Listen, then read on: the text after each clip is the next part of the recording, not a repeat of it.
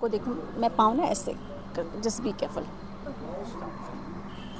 Ma'am, everything happens twice in life, first in mind, then in reality. So, how did and when did the idea of establishing this NCC Alumni Association strike your mind?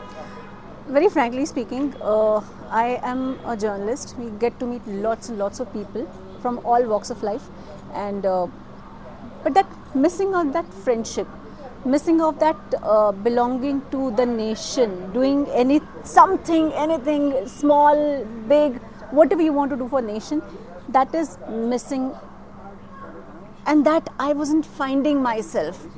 I was missing that why I don't have people who think good for the nation. So I was missing that friendship.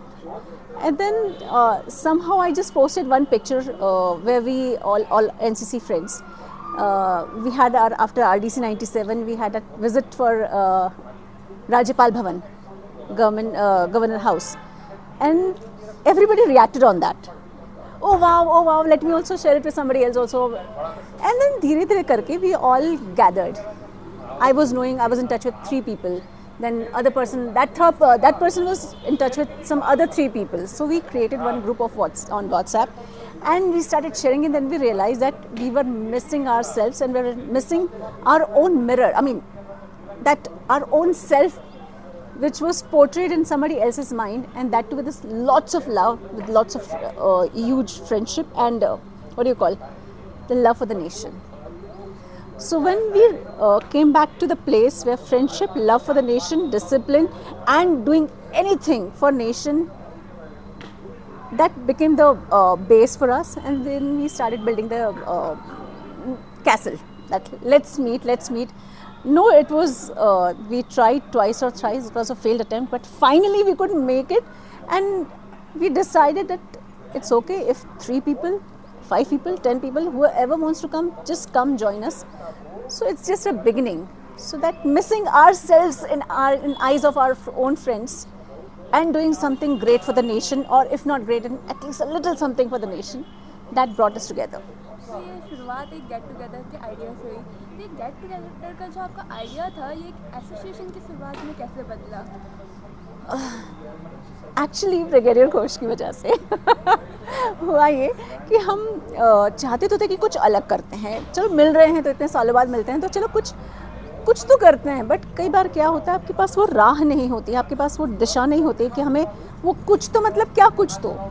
और अगर हम लोग आके मिल के साथ में कुछ कर सकते हैं हमारे देश के लिए, या ऐसे लोगों के लिए जो एनसीसी को लेना चाहते हैं, उसमें सम्मिलित होना चाहते हैं, शरीक होना चाहते हैं, लेकिन वो हो नहीं पा रहे हैं, या फिर ऐसे कैडेट्स जो शायद आर्मी जाना चाहते हैं, नहीं जा पा रहे हैं क्योंकि पढ़ाई वैसे नहीं हो पा रही है, या फिर ऐसे कैडेट्स जो शायद आर्मी में नहीं जाना चाहते हैं, लेकिन फिर भी वो जो एक डिसिप्लिन होता है उसको वो पूरी ज़िंदगी भर तक कैरी करना चाहते हैं.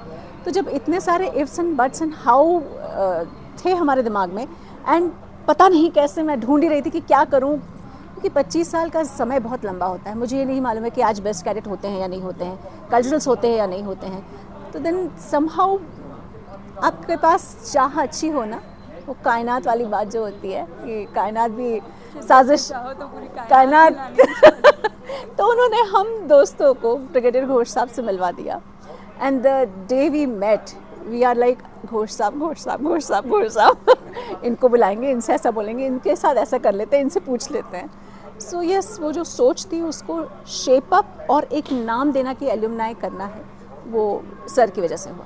मैम, हम हमेशा कहते हैं once a cadet is always a cadet. Yes.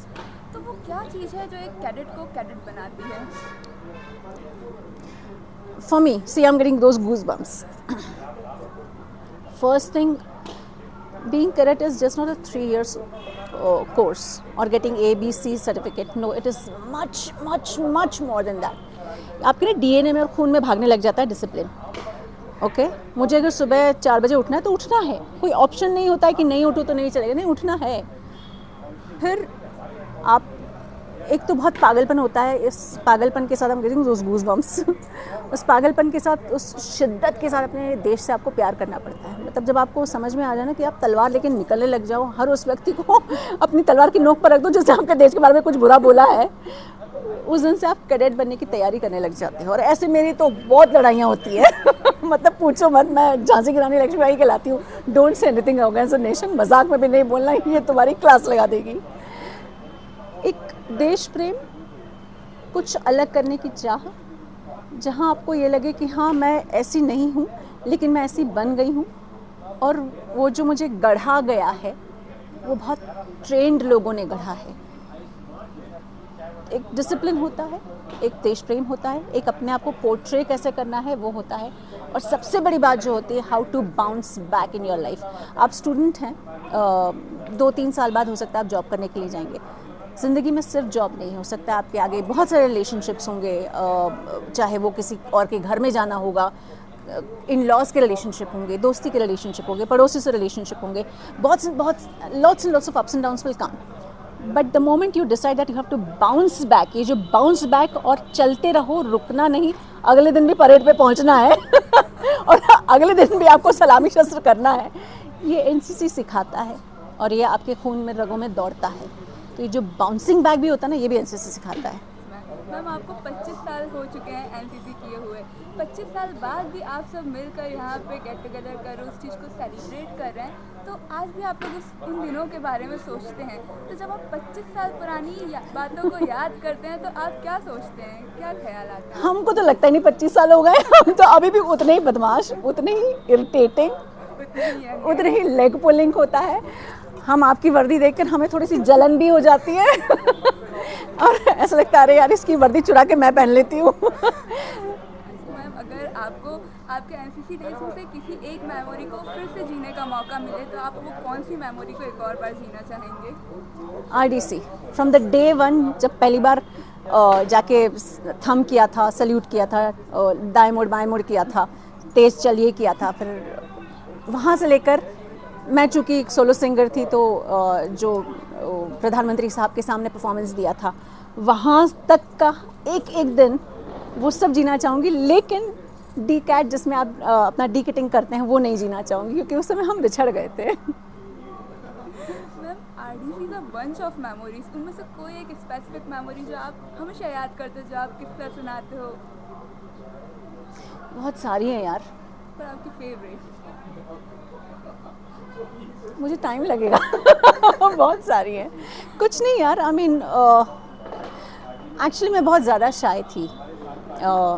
मैं थिएटर पर्सन हूँ, मैं ड्रामा करती रही हूँ, 3 साल 3.5 साल की उम्र से मैं स्टेज पर आती रही हूँ, लेकिन ऐसे बातचीत में या फिर बहुत ज़्यादा मैं बहुत स्ट्रॉन्ग नहीं हुआ करती थी।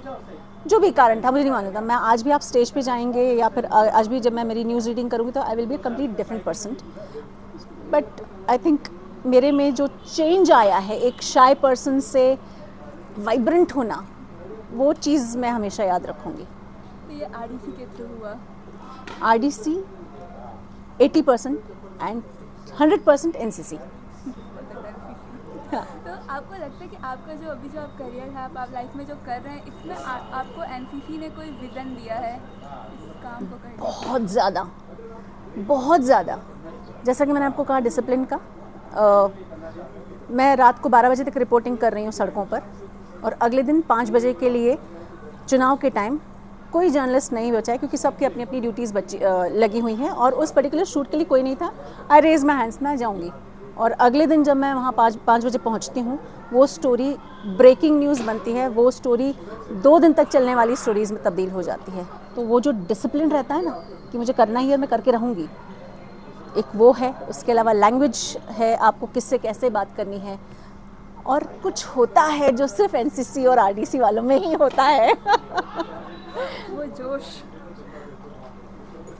एक बहुत जोश से भी कुछ बड़ा, शब्द खत्म हो जाते हैं। वो भावना होती है जो मैं आपसे मिलूंगी, सड़क पर भी मिलूंगी ना, तो मैं आपको देख के स्माइल कर दूंगी और मुझे मेरे दिन याद आ जाएंगे। आप भी देखोगे पता नहीं कौन स्माइल करके गई, लेकिन हाँ स्माइल करके गई, अच्छी है, ठीक है, वो कुछ होता है। Yes ma'am. मैम आप लोग जो एसोसिएशन की शुरुआत करने जा रहे हैं, इससे आने वाले कैडेट्स को क्या अपॉर्चुनिटीज़ मिलेंगी? देखिए, बहुत अभी तो शुरुआत है कि हमारा पहला स्टेप हुआ है कि हम लोगों ने मिलकर सोचा कि चलो कुछ करते हैं, चलो थोड़ा बहुत जो अपने अपने लिमिट में है हम उससे चेंज करने की लाने की कोशिश करते हैं। सपने बहुत बड़े हैं हम लोगों के, क्योंकि हर व्यक्ति अपने सपने लेकर निकलता है। और the common point with brigadier Ghosh साहब की मैं बात कर लूँ या मैं अपनी बात कर लूँ, मैं तो मतलब वो तो ब्रिगेडियर हैं यार, मैं तो ब्रिगेडियर क्या, मैं तो कुछ नहीं हूँ, आर्मी में भी कुछ नहीं रही। बट जो भी है, एक बात बहुत तय है कि हमें उन पर भरोसा है। और मेरा सोच ये है कि अगर मैं किसी अब आने वाले मेरे आसपास में आने वाले जो भी लोग हैं, जो भी स्टूडेंट हैं, अगर उनमें से मैं एक भी व्यक्ति के दिल में ये जगा दूँ ना कि आपको देश के लिए जीना है, मेरा ये एल्यूमनाई का एक पार्ट बनना सफल हो जाएगा। Thank you so much ma'am. Thank you.